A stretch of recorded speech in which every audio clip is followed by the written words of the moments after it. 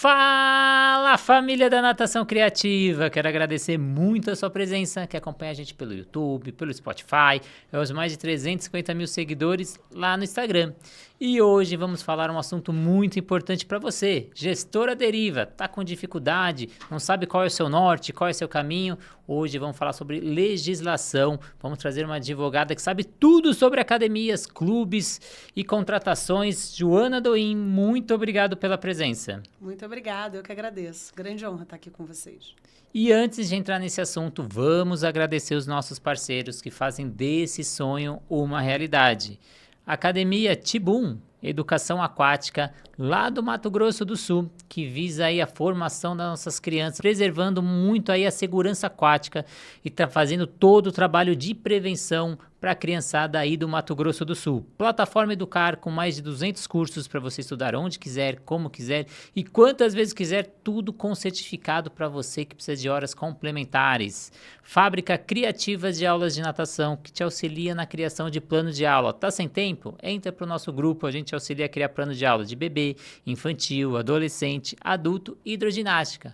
O aplicativo da SwimTrack que te auxilia no monitoramento do seu aluno através de avaliação pedagógica, aeróbica, anaeróbica, faz chamada, se comunica com o seu aluno, envia vídeo, entre outros. E a Sobrasa, Sociedade Brasileira de Salvamento Aquática, que visa a redução no número de casos de afogamentos no Brasil. Se você não sabe, a segunda principal causa de morte em crianças é o afogamento infantil. Seja voluntário Sobrasa, assim como eu sou, e leve projetos para a sua região. Mas vamos deixar de papo e vamos para o que interessa, Joana.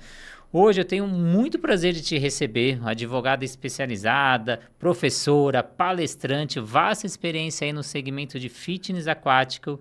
Eu queria que você falasse pra gente um pouco sobre o seu jeito de fazer direito, o que você menciona muito aí no seu trabalho, como que é esse dia a dia atuando nas academias? Bom, um prazer estar aqui. Obrigado, Renato, pelo convite. A todos vocês, obrigado por nos assistir. Eu acho que o direito, ele existe para evitar o litígio. O direito, ele é o último estágio antes do conflito. E quando eu me formei na faculdade, eu me vi deparada com uma fábrica de brigas. Então, uma conexão muito grande do advogado com alguém que incita a discórdia para poder ganhar dinheiro. E desde o início da minha vida profissional, eu prometi que isso não ia ser parte da minha realidade. Quando eu comecei a empreender no mundo advocatício, digamos assim, logo me conectei com as academias, de uma maneira geral, já no Rio de Janeiro, né? Eu sou do Rio, depois vim morar em São Paulo.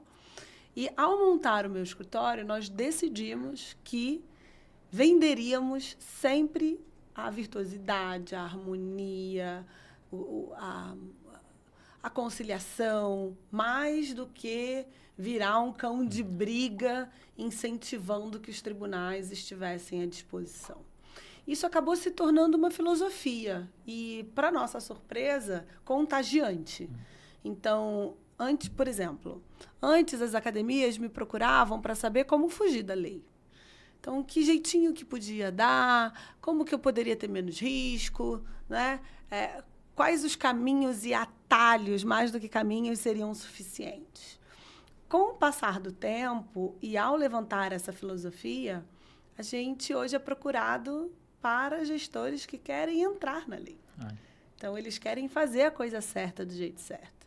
A gente tem uma máxima no escritório muito importante que diz que não existe o jeito certo de fazer a coisa errada. Isso é muito forte.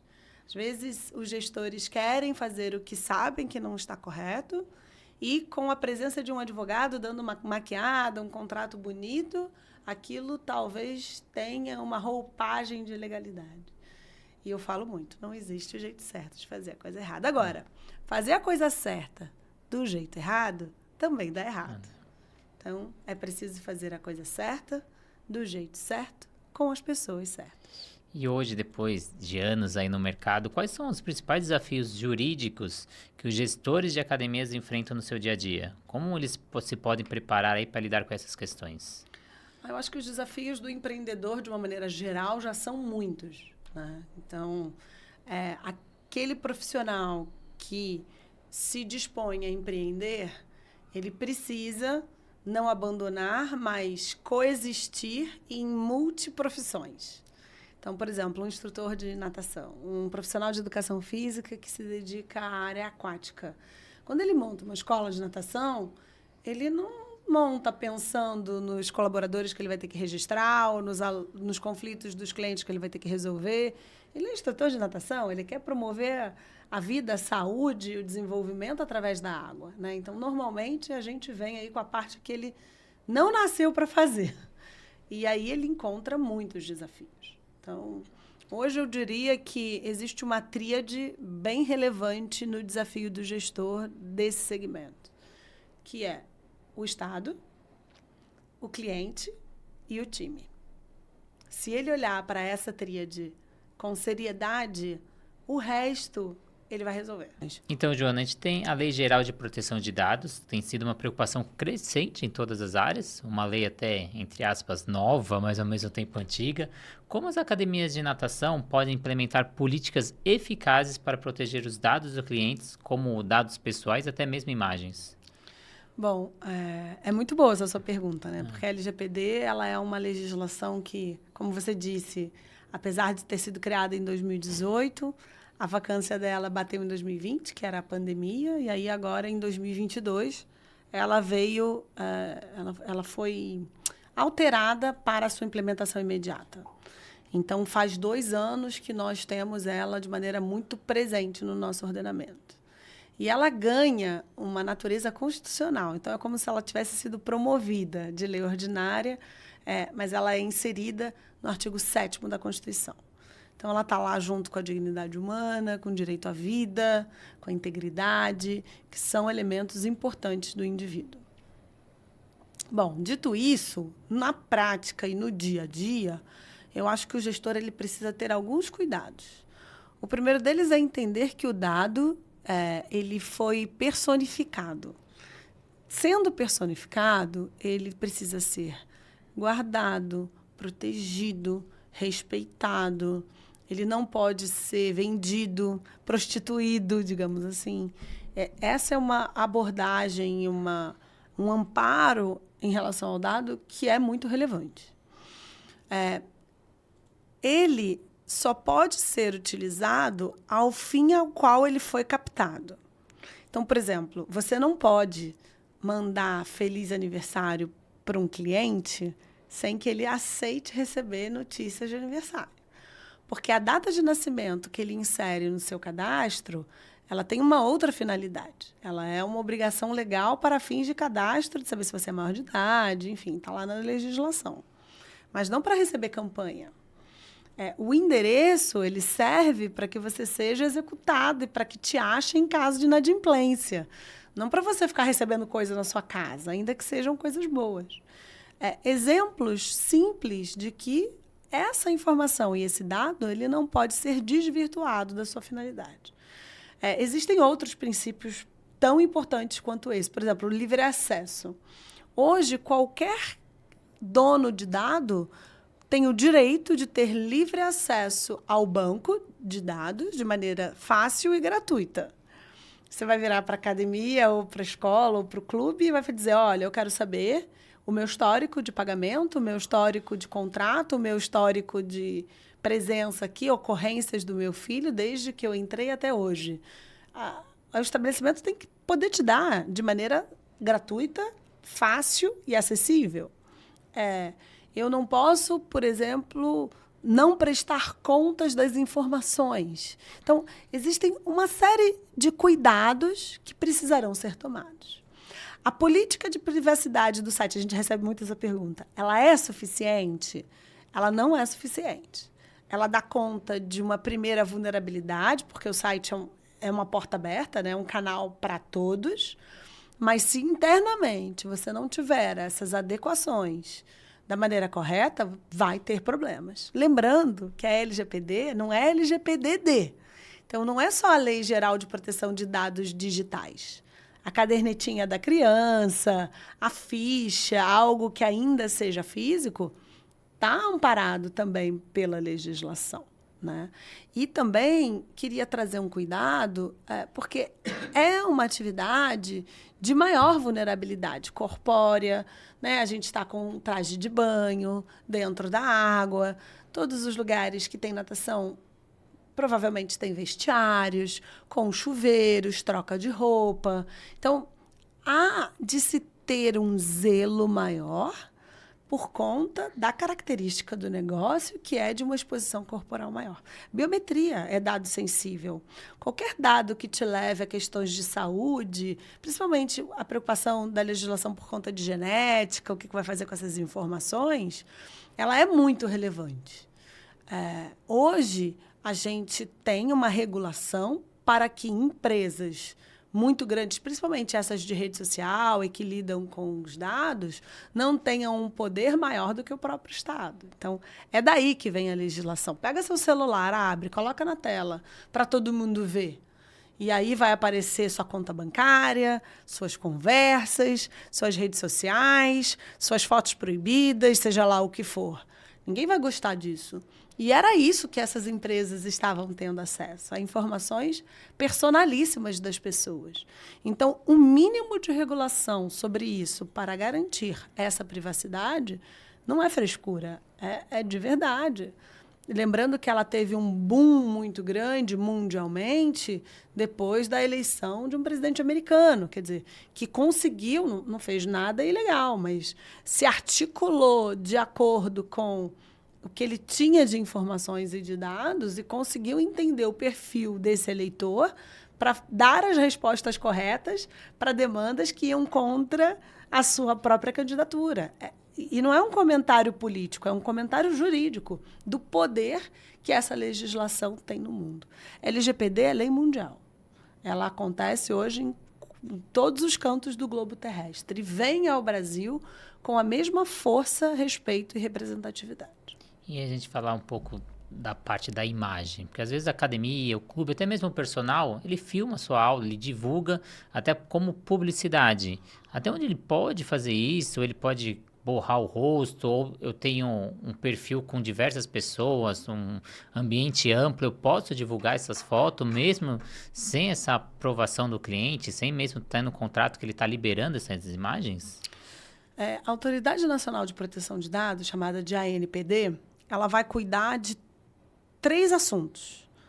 Os dados, ela nasceu aí, as imagens e agora da inteligência artificial, que foi regulamentada, a aprovação do projeto de lei foi aprovada agora, né? A gente está em dezembro de 2024, então ela entra a regulação da inteligência artificial a partir de 2025. A ANPD, ela traz algumas diferenças entre tudo isso. É direito de dados, de informação, de uma maneira geral, mas ela carrega algumas diferenças. Por exemplo, na Lei Geral de Proteção de Dados, a sua autorização ela precisa ser específica de cada matéria. Então, eu não posso... então eu autorizo você fazer o que você quiser com os meus dados e está tudo bem. Não funciona assim. Eu autorizo determinada campanha, eu autorizo determinada desvirtuação da finalidade. Então, tá bom, você pode pegar minha informação do meu e-mail para me mandar campanha, para me mandar informação de notícias. Eu autorizo você a fazer isso, mas ela é específica. A de imagem, não. Você pode autorizar o uso da sua imagem para qualquer fim. Comercial ou não, de marketing ou não, interno ou externo. E esse é um preceito muito importante, pelo menos para as pessoas comuns, digamos assim. Por quê? Porque há pessoas incomuns que ou não querem ter a sua imagem divulgada, e é um direito delas, ou porque vivem da divulgação da sua própria imagem. E aí, no primeiro caso, provavelmente vai precisar um cuidado para borrar e não identificar. Você precisa não identificar que aquela pessoa é aquela pessoa.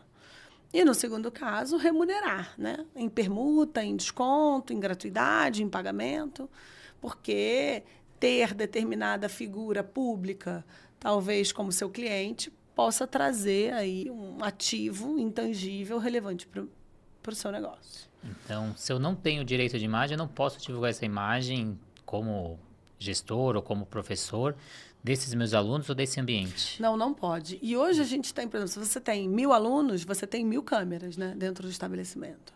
É muito difícil você controlar isso. O que a gente faz, e ajudou muito, é colocar no regimento interno, e aí não precisa ser no contrato, pode ser no RI, uma obrigatoriedade, no caso de divulgação da imagem, de marcar a empresa.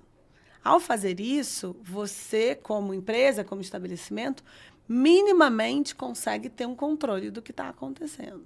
Porque senão as pessoas saem divulgando fotos e para quem está treinando, para quem está nadando, a exposição corporal é ainda maior. Então, marcar o estabelecimento é uma boa dica. Olha, então, já que você está dando dicas aí na sua experiência, quais são as cláusulas que são indispensáveis aí em contratos de academias de natação para garantir tanto a segurança jurídica do gestor quanto dos alunos? Essa pergunta é boa, hein? O que eu acho? Um contrato, ele precisa traduzir a realidade da relação. Não adianta nada eu fazer um contrato de 25 páginas e ter uma gestão desleixada. Não funciona. É tentar fazer a coisa errada do jeito certo, conforme a gente disse. Então, na minha opinião, um contrato ele precisa ser enxuto. Essa eu acho que é a primeira característica. Poucos triviais e muitos vitais. Coloca lá o que é relevante.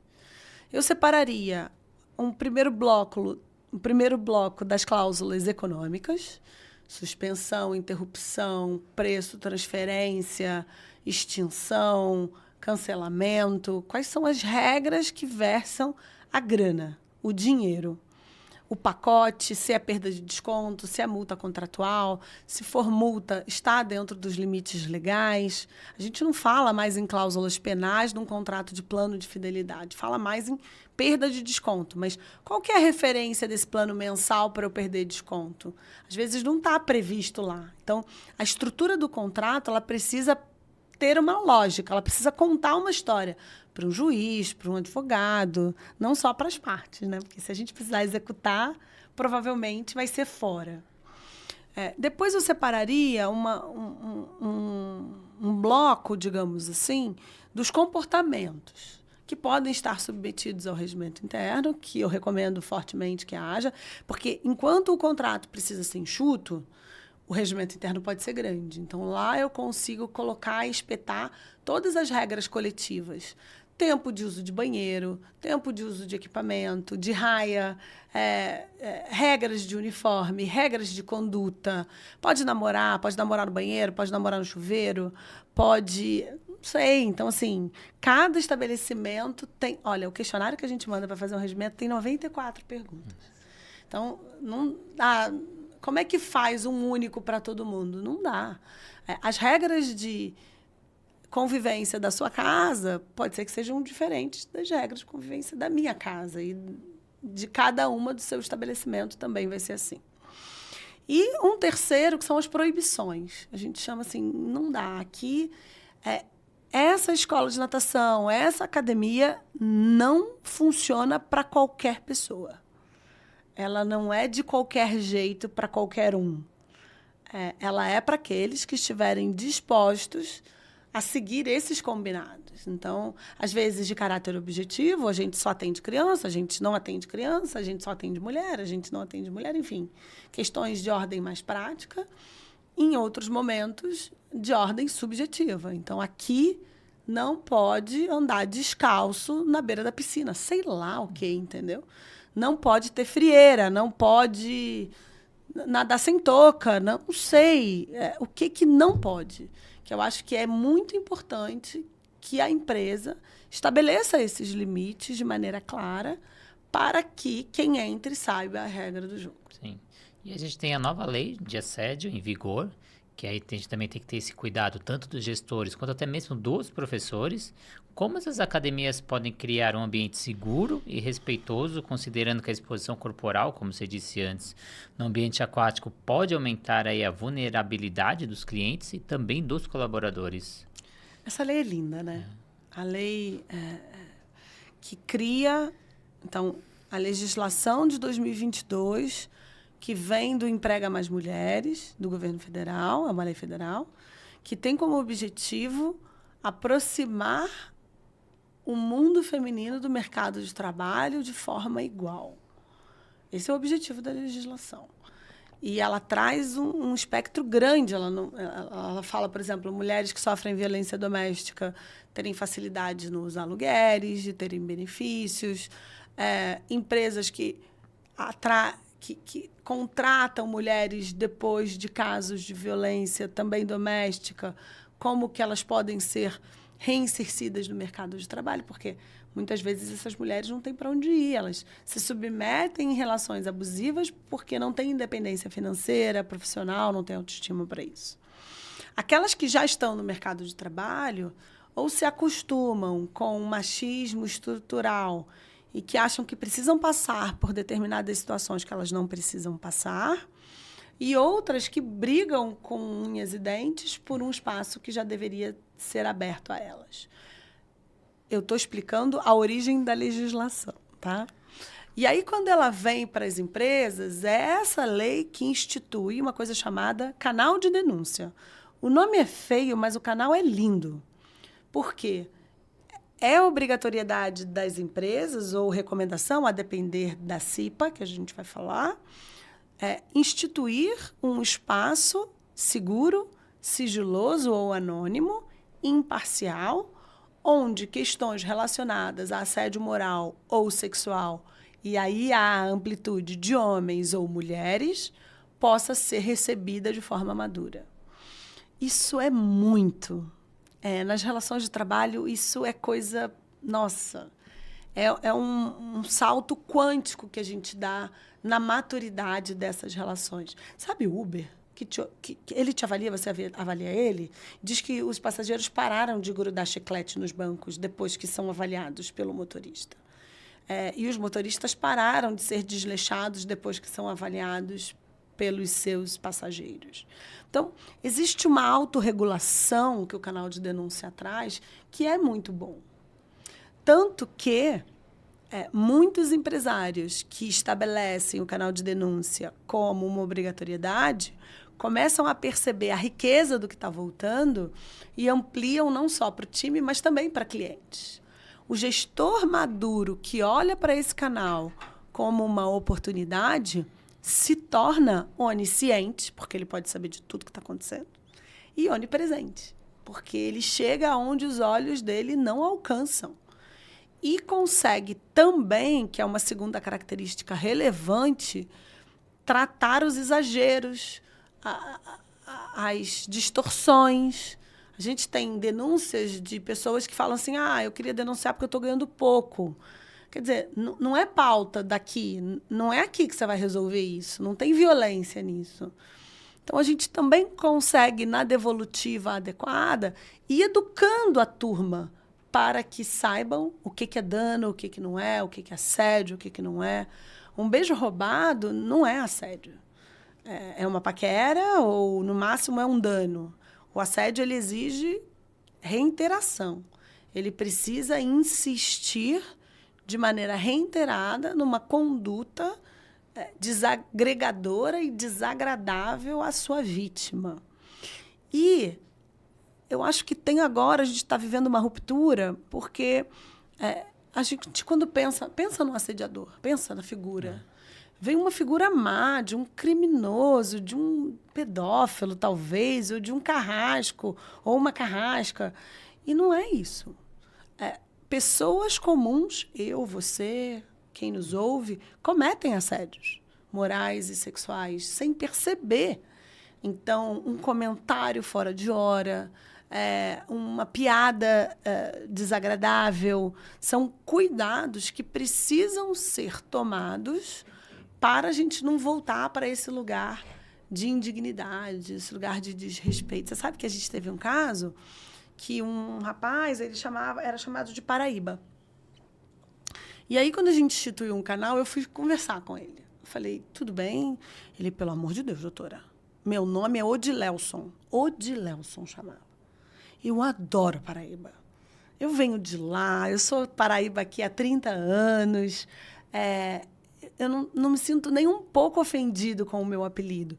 Não me chamem de Odilelson. Eu vou ficar ofendido. Quer dizer, não tem assédio, não tem dano. Determinado apelido dessa questão da origem, de repente, num outro contexto, pode ser ofensivo ou pode não ser ofensivo. Então, não tem regra. O que a gente precisa, e eu acho que essa é a grande mensagem do canal, é estar ligado no que ofende e no que não ofende. Não é mais banal. Não dá para dizer que todo mundo faz. Tem gente que fica ofendida mesmo. Então é uma lei bem tênue, né? Então você tem aquele momento como gestor que você tem que cobrar, às vezes cobrar resultado, cobrar alguma falha, mas você também aquelas frases corriqueiras que a gente fazia antes. Não está satisfeito aqui, pode ir embora.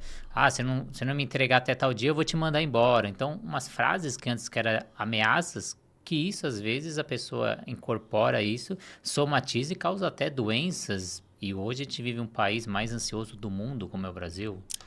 Então, é legal você falar da cobrança, né? Porque, assim, a cobrança de resultados, ela é uma obrigação do líder. Eu vou denunciar alguém porque eu estou chegando atrasado e ele está brigando comigo. Não, mas ele tem essa obrigação. Ele precisa cobrar que você seja pontual porque é um compromisso seu. Agora, se todo mundo chega atrasado de um time e ele só cobra de você, aí pode ser que a gente tenha algum caso de perseguição. Fora isso, o cumprimento das metas, desde que sejam possíveis, elas precisam ser feitas. O que não dá é para pedir metas inatingíveis sabendo que a outra pessoa não vai cumprir. Porque quando a gente espreme, o líder admite. Eu sabia que ele não ia fazer. Na recepção tem muito isso, né? Com as consultoras de vendas e tal. Dentro de academias e escolas de natação, o maior índice de denúncias que a gente tem hoje é do time de vendas e recepção.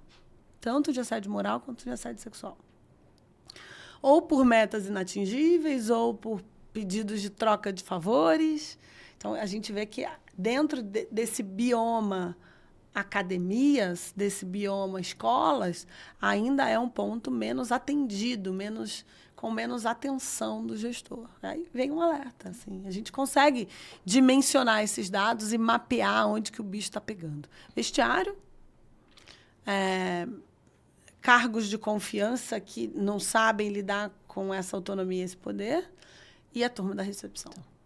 E para quem está do outro lado aí, Joana, tenho certeza que tem gente que ainda ficou com dúvida, quer saber mais, algo que a gente não comentou aqui, é impossível a gente falar de tudo, né? Você falou naquele calhamaço lá, aquele livro, 94 perguntas, é impossível a gente falar tudo aqui.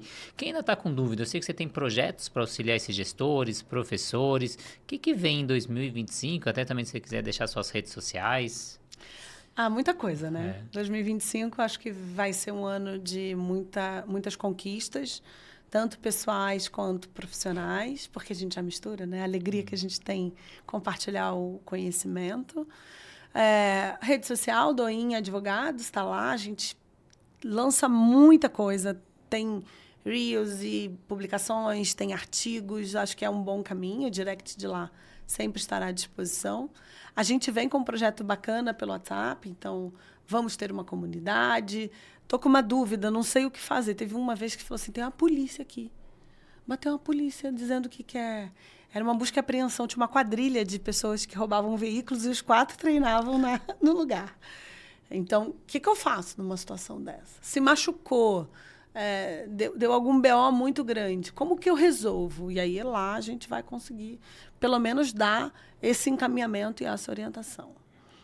Mas esse é um projeto que está sendo inaugurado agora e também para democratizar, né? Vamos abrir, eu acho que dar a oportunidade de mais gestores terem contato com essa administração legal, vamos dizer assim. Legal em todos os sentidos. Então, se você quer entrar nessa comunidade, escreve aí nos comentários. Aí tem uma lista de espera, mais de 100 pessoas para entrar na comunidade da doutora Joana. É só colocar aqui nos comentários que a gente encaminha e você vai entrar nesse grupo exclusivo. Joana, queria agradecer muito a sua presença, já te convidar para outras entrevistas, porque você sabe que o papo aqui é grande. A gente tem muita coisa aí para falar de academias, clubes, professores.